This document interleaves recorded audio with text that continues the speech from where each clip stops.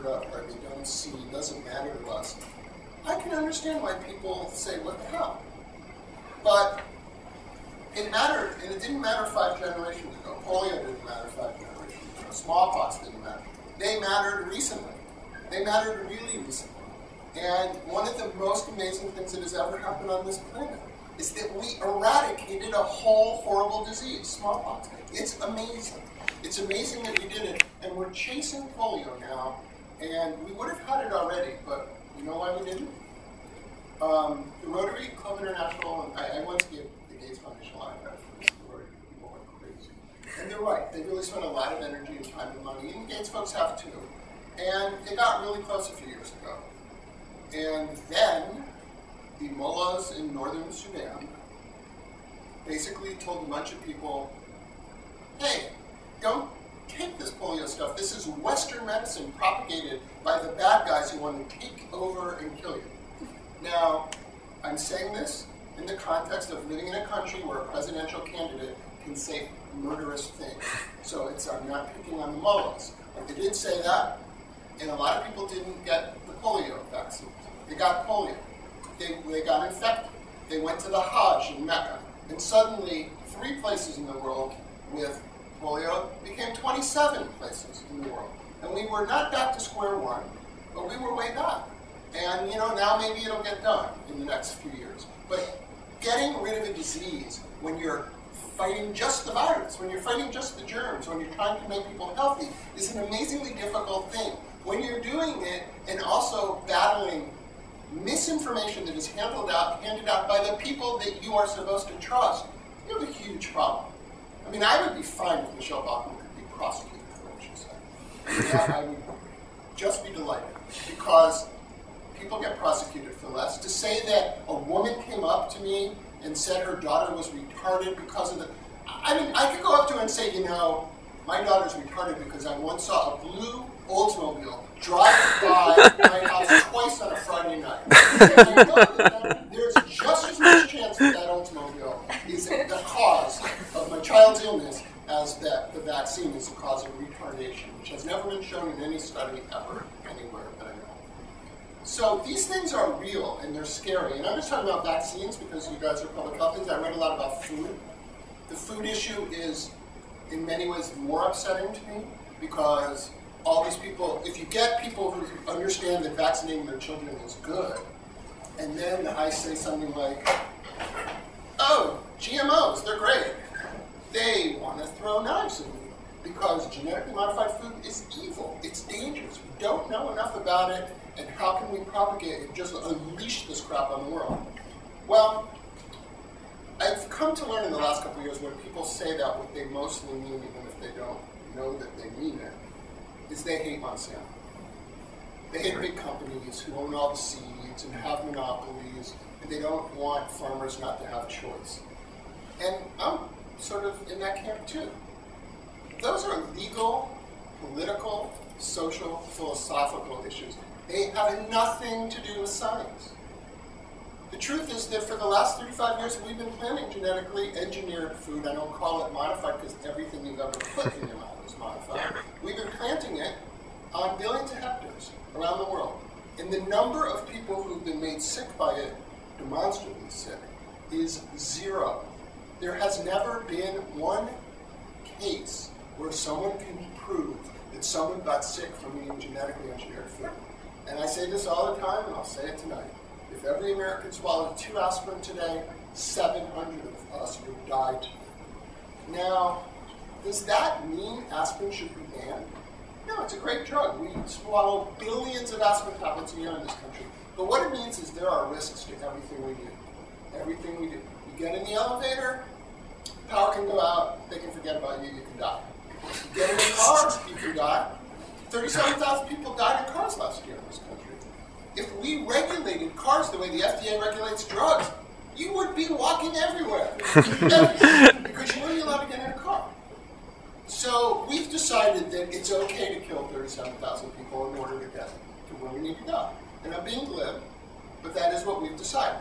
What we've really decided is that there are risks and benefits, and the benefits of having 300 million people be able to move around in an efficient way destroying the universe, but whatever, outweighs the risk of accidents, because we can actually reduce those, and we have to some degree. So the idea that this stuff is a passing thing, I really wish that was true. In my book, I didn't write about climate change, and I said a little thing in there about it because I wanted to write about these issues that really I found deviling, like why people swallow vitamins, why they are so crazed about genetically modified food, the vaccine stuff, some genetic stuff. I didn't want to write about settled science. Who could argue that climate change was not happening, it was not a result of human activity? Well, I'm not that smart. I got a lot of crap for that from the people who would normally support me, because they felt it was irresponsible that I would write a book that got some attention and not address this. And at first I thought, tough shit. But they were kind of right. I mean, if I had it to do over again, I would have probably put it in there. I think it would have been a boring chapter, because there isn't, in the math, I don't think there's a lot of flex there, because I'm pretty sure that climate change is happening. But it's a debate. It's a debate that's going on, and we can say this is ridiculous and ignore it, or we can get in there and deal with it. And if we say this is ridiculous and ignore it, what's going to happen? It's going to happen even sooner than we want. So you guys have a greater responsibility than I could ever imagine. I just get to write stuff and go home. You need to deal with these people on a daily basis forever. Good luck. Why don't we take some questions, can I? Yeah, I'd love to. Any questions or comments, please feel free. Yeah. Just loud enough so everybody can hear. You in the room here? No, I'm going to start out with one. The internet, you mentioned it several times. Obviously, the internet is truly a tool of our most recent generation. And as you pointed out, it really can facilitate the movement of information. So very good. But also, how has that played into this whole world of denialism, anti-science, and what should we be thinking about as we deal with that, given that very piece that you raised with us? Well, first of all, I don't think any children under the age of 21 should be allowed to use it. Because could you imagine how much more bandwidth that would be for the Yes. No, it's a serious issue, and I don't have an answer, but I will say that it contributes to the problem a lot.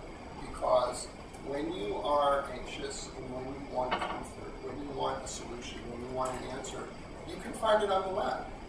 And again, that can be really a good thing. If you have a weird symptom and you look it up and you find out that, well, everyone has that symptom on their 27th birthday. Cool. But when you start to use information to sort of support your beliefs instead of the other way around, believing what information tells you, you have a problem. And the internet lets you do that.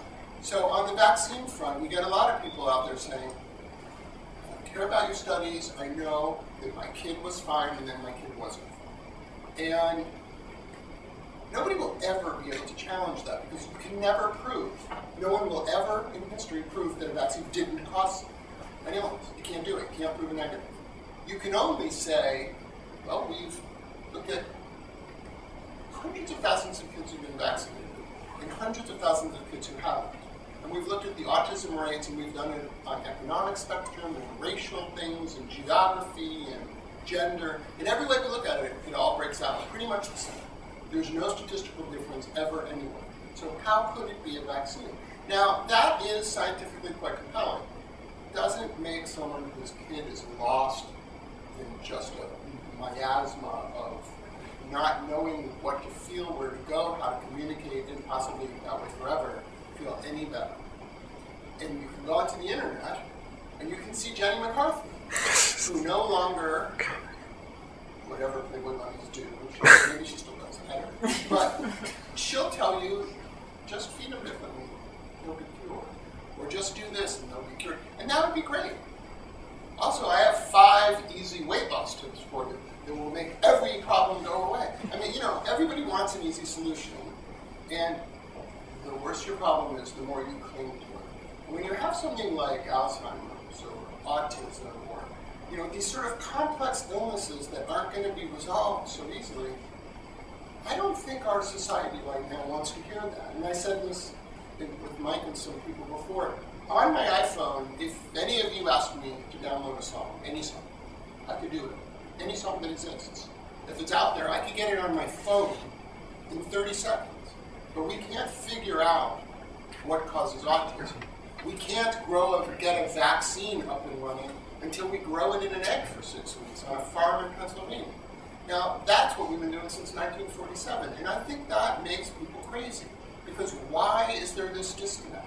Why can't we? Now, on the vaccine thing, I think it's for lots of terrible reasons. I think on the autism front, on the diabetes, on these complex diseases, we've solved a lot of the easy ones. These ones are going to be difficult. There are going to be lots of reasons why people get certain types of illnesses, and it's going to be difficult to parse. And we're going to have to learn to live in a complex world that we're not that good at. Yeah. That's kind of a two-part question. My first question is, Speak up so everybody.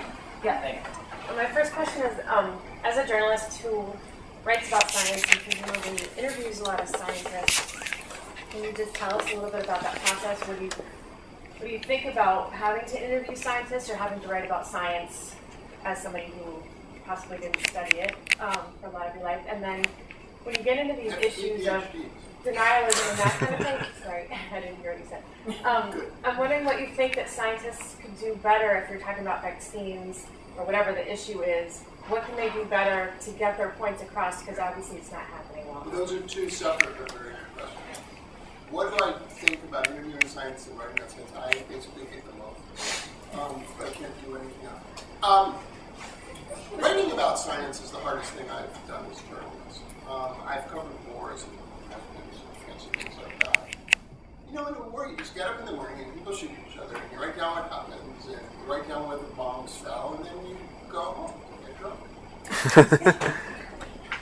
Explaining why an endogenous retrovirus is in your body and what it could possibly have anything to do with the way you exist today, and why there are scientists in this world who are trying to bring dead viruses back to life, and why it might help look at illnesses, and explain it in a way, you know, I work for New Yorker that we have smart readers and I've got a nice job, but most New Yorker readers aren't scientists, and you want to try to write in such a way that you're not insulting people, but you want to get it across. I wrote down endogenous retrovirus thing, and it was very complicated a couple years ago, and I realized the fact checkers at the New Yorker are, and here's a word I've banned my daughter from using, but I will use it, awesome.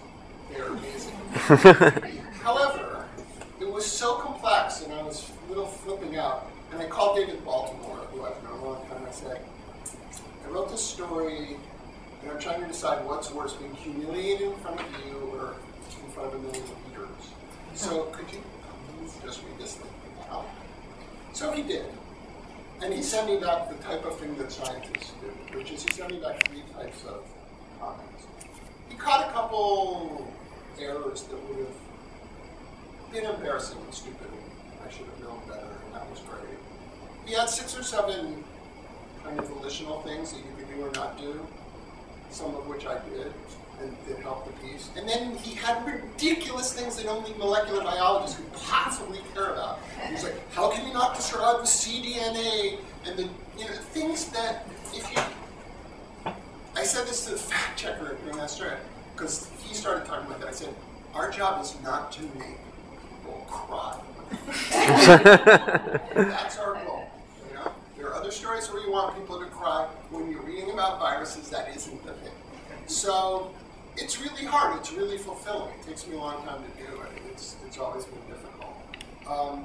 Scientists are great because they really love what they do for the most part.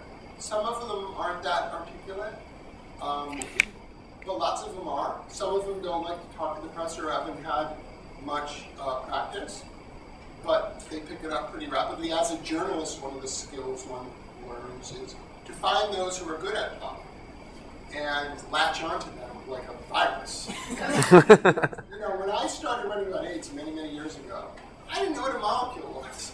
And, a colleague of mine said, well, there's this guy at Harvard named Jerome Groopman who's really smart, you should call him. Fine. I called him. He was great.